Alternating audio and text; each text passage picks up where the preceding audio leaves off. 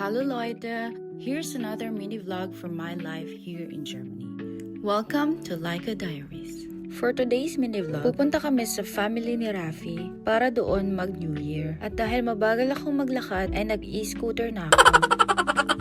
Pero dahil mas mahaba ang legs niya sa akin, ay nakaabot pa rin siya. Halos 2 oras ang biyahe papunta sa kanila kung gagamit ng public transportation. Pero kung may sarili kayong sasakyan, nasa 50 minutes lang galing sa bahay namin. At dala-dala nga niya yung ginawa naming lumpia para sa pamilya niya. Habang chine-check sa app kung nakahabol ba kami, halos 4 na lipat din kasi ang gagawin namin bago makarating doon. 1 bus at 3 train. At dahil nga kinukulit ko siya, habang busy siya, ay tinalikuran na ako. Pero dahil Pilipino tayo, ay hindi pwede yun.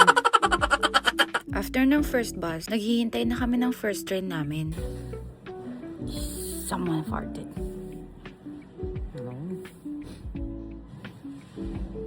At dahil nga hindi daw siya yun, bati na ulit kami. At ito na nga yung first train namin. Sa pinakadulo, 21 stops. The scenery is good.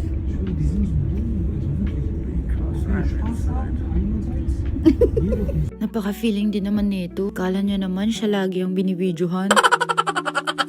At syempre, hindi makakalimutan ang lumpia. This year lang ako natutong gumawa ng lumpia. At mula noon, ay naging paborito na niya. At ay bumibili pa kami sa kaibigan namin. After ng ilang oras, ay nakarating na rin kami. Yan na, Leute. Bibitinin ko muna kayo ha. Happy holidays po sa inyong lahat. Don't forget to like, follow, and share. Tschüssi!